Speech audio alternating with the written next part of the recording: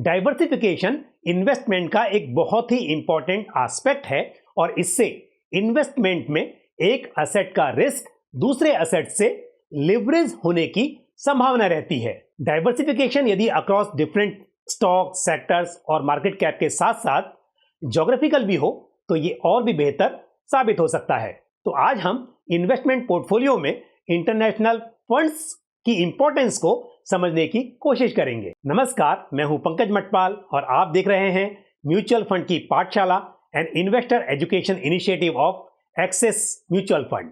जैसा कि हम जानते हैं कि म्यूचुअल फंड्स अपने इन्वेस्टमेंट ऑब्जेक्टिव के आधार पर शेयर्स एंड सिक्योरिटीज में इन्वेस्ट करते हैं, लेकिन जहां एक और फंड हाउसेस डोमेस्टिक कंपनीज में इन्वेस्ट करते हैं, वहीं कुछ फंड्स अपने इन्वेस्टमेंट ऑब्जेक्टिव के आधार पर इंटरनेशनल कंपनीज में भी इन्वेस्ट कर सकते हैं। इंटरनेशनल फंड्स में इन्वेस्ट करके इन्वेस्टमेंट पोर्टफोलियो को फर्दर डाइवर्सिफाई किया जा सकता है और साथ ही इससे वर्ल्ड की दिग्गज कंपनीज में इन्वेस्ट करने का अवसर मिलता है। इंटरनेशनल फंड्स में इन्वेस्ट करने का एक कारण डिफरेंट कंट्रीज के स्टॉक्स के बीच लो कोरिलेशन भी है। तो ऐसे में यदि इंडियन कैपिटल मार्केट किसी एक वक्त पर कठिन दौर से गुजर रहा हो तो हो सकता है कि इंटरनेशनल फंड्स पोर्टफोलियो को बैलेंस करने में मदद कर सकें। साथ ही फॉरेन एक्सचेंज रेट में लगातार होने वाला बदलाव भी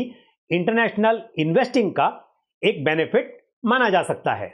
उदाहरण के तौर पर यदि आप यूएस ओरिएंटेड इंटरनेशनल फंड में इन्वेस्ट करते हैं तो ये डॉलर के अगेंस्ट रुपये की कमजोरी को हेज करने में आपकी मदद कर सकता है। लेकिन यहां पर यह भी समझना जरूरी है कि सभी इंटरनेशनल फंड्स एक जैसे नहीं होते। International funds various asset classes जैसे कि इक्विटी और डेट इत्यादि में इन्वेस्ट कर सकते हैं और इस आधार पर उन्हें अलग अलग क्लासेस में रखा जा सकता है।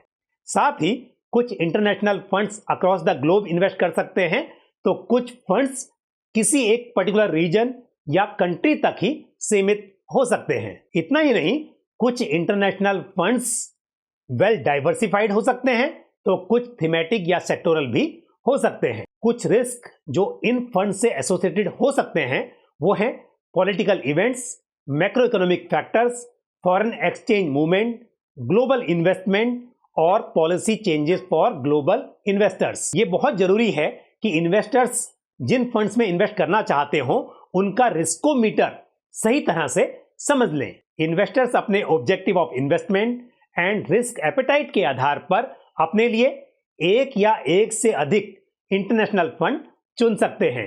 तो ये थी कुछ जानकारी इंटरनेशनल फंड के बारे में। म्यूचुअल फंड की पाठशाला के आज के इस एपिसोड में इतना ही, लेकिन इंटरनेशनल फंड से जुड़ा हुआ आपका कोई भी सवाल या सुझाव हो तो आप कमेंट बॉक्स में पोस्ट कर सकते हैं। तो ये थी कुछ जानकारी इंटरनेशनल फंड्स के बारे में। म्यूचुअल फंड की पाठशाला के इस एपिसोड में इतना ही, लेकिन यदि इंटरनेशनल फंड से जुड़ा हुआ आपका कोई भी सवाल या सुझाव हो तो आप कमेंट बॉक्स में पोस्ट कर सकते हैं। इसी के साथ मुझे दीजिए इजाजत, अगले एपिसोड में फिर आपसे मुलाकात होगी। नमस्कार। म्यूचुअल फंड निवेश बाजार जोखिमों के अधीन है। योजना से संबंधित सभी दस्तावेजों को ध्यान से पढ़ें।